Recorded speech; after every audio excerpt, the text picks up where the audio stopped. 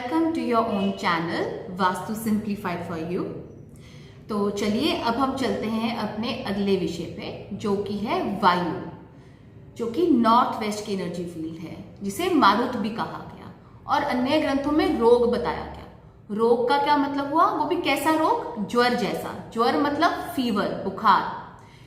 क्यों? क्योंकि जो बुखार है, हमारी जो बॉडी है उसका जो टेम्परेचर है वो अप एंड डाउन रहता है, एक जैसा नहीं रहता, तो अनस्टेबल कहा गया। अब आप कहेंगे कि अनस्टेबल तो हमने इसलिए पिछली जोन में भी कहा था, जो कि थी पाप यक्षमा। बिल्कुल सही कहा था, और मैं आपको सब एक्सप्लेन भी करूंगी। क्योंकि अगर हम वापस चलते हैं वेस्ट नॉर्थ वेस्ट में असुर एनर्जी फील्ड, और उसके बाद वेस्ट नॉर्थ वेस्ट में शोष, और उसके बाद नॉर्थ वेस्ट में आ जाती है आपकी पाप यक्षमा। एंड अब हम कर रहे हैं अगेन नॉर्थ वेस्ट, जो कि टुवर्ड्स नॉर्थ है, वो आ गई मारुत, यानी कि रोग। ये चारों कहीं ना कहीं आपस में इंटरलिंक करते हैं, और मैं आपको अभी एंड में एक्सप्लेन करूंगी। तो अभी हम वापस से मारुत पे ही चलते हैं, मारुत को समझ लेते हैं। तो यहाँ पे बात हो रही है ऐसे रोग ज्वर जैसे या वायु जैसे। ज्वर अनस्टेबल, क्योंकि बुखार एक जैसा नहीं होता, तापमान हमारे शरीर का एक जैसा नहीं होता, इसलिए रोग ज्वर जैसा यहाँ बताया गया। तो इस जोन में दोष होने पे आप कह सकते हैं कि व्यक्ति कैसा होगा। व्यक्ति लोभी होगा, लालची होगा, ग्रीडी होगा। आप कह सकते हो कि ओवर एम्बिशियस होगा, डिजायरस होगा, जिसकी विशेष कामनाएं खत्म ही ना हो। ओवरली कह सकते हो कि ओवरली कामनाएं रखने वाला, शरीर से मन से वैसे वो थका होगा, लेकिन जहां पर उसको पता है कि उसकी इच्छा पूर्ति होगी या लालच भरा हुआ है, तो वो भाग पड़ेगा। कह सकते हैं दिखावा प्रस्त, सोशली शो ऑफ करने वाला व्यक्ति होगा, और उससे उसका मन अशांत रहेगा। तो आप यहाँ से समझ सकते हैं कि ऐसे व्यक्ति का मन रोगी है।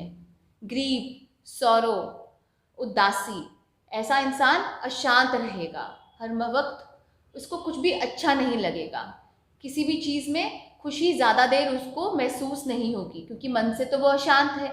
और ऐसे व्यक्ति को वायु के रोगों से ग्रस्त कहा गया। अब अगर इस स्थान के यूजेज का सोचें कि ऐसे स्थान को, ऐसे जोन में क्या चीज़ बेस्ट रहेगी, तो वो बोला गया है स्टोर बेस्ट रहेगा। वायु रहित कोई कमरा हो तो वो हुआ स्टोर, क्योंकि वायु रहित का मतलब यह आता है कि वायु का आगमन ना हो, आना जाना ना हो। इसके अलावा यहाँ पर पानी का स्रोत बोला गया, यानी कि वाटर रिसोर्स कोई हो, उसके लिए कहा गया। और अगर हम रेमेडियल पार्ट में देखें तो ग्रंथों में एक औषधि कही गई है, जो कि वायु को यानी वात के रोग को बैलेंस करती है, वो है कुल्थी। कुल्थी क्या होती है? कुल्थी एक दाल होती है, एक बीन होता है, जिसका प्रयोग आप खाने में भी कर सकते हैं, और इससे आप एज अ रेमेडी यहाँ पर यूज कर सकते हैं। यूज कैसे करना है? लाल रंग के कपड़े में आप लाल रंग के कपड़ा लीजिए, उसकी थैली बनाइए, और उसमें कितना भी 50 ग्राम 100 ग्राम कुल्थी डालिए और इस जोन पे रख दीजिए। बिल्कुल उससे पहले ये जोन साफ सुथरी हो। ठीक है, तो ये तो हुई इसकी रेमेडी। अब मैंने आपको कहा था कि मैं आपको डिफ्रेंशिएट करके बताऊंगी क्या क्या डिफरेंस है। अब हम शुरू करते हैं वेस्ट नॉर्थ वेस्ट, असुर की बात करते हैं। तो असुर क्या हुआ? असुर का मतलब, असुर का ऑपोजिट क्या होता है? देव, यानी कि देव के विरोधी, देव गुणों का जो विरोधी हुआ वो हुआ असुर। तो यानी कि असुरी हरकतें जैसा, यानी कि क्रूएल या ईवल लगा लीजिए, डेविल। ठीक है, तो ऐसा व्यक्ति, हमें कोई राक्षस नहीं ढूंढना, वो हम में ही है कहीं ना कहीं, किसी में थोड़ा और किसी में ज़्यादा। तो जब हमारे विचार असुरी हुए, जब हमारी थॉट्स किसी के प्रति गलत हुई, तो वो असुरी हो गई। तो जब आपका थॉट पैटर्न, आपके विचार, आपका बिहेवियर असुरी हुआ, तो आप असुरी हो गए। तो ये हो गई असुरी, यानी असुर एनर्जी फील्ड। ठीक है, तो यहाँ पर मेन बात आ गई बिहेवियर एंड विचार के ऊपर। उसके बाद हम चलते हैं वेस्ट नॉर्थ वेस्ट के नेक्स्ट जोन में, वो है शोष। शोष का मतलब क्या हुआ? सुखाना, ड्राई करना, रिमूव करना, रिलीज करना। कोई भी ऐसा इमोशन जिसका हमारे अंदर ज़्यादा देर रहना सही नहीं, तो उसको रिलीज करना। ऐसा कोई रोग जो हमारे अंदर पैदा हो गया, उसको रिलीज करना। कोई इन्फ्लेमेशन हमारे अंदर पैदा हो गई, उसको हील करना। लेकिन वो होगी स्लो स्लो, एक बार जब रोग आया तो वो जाएगा, टाइम से धीरे धीरे हील होगा। क्यों? क्योंकि इसे स्लो मूविंग एलिमेंट भी कहा गया इस जोन को, क्योंकि शनि से रिलेट किया गया। पाप यक्षमा में भी रोग कहा गया। कौन सा रोग? क्षय, यानी कि डिके, धीरे धीरे ग्रेजुअली नीचे की ओर आना।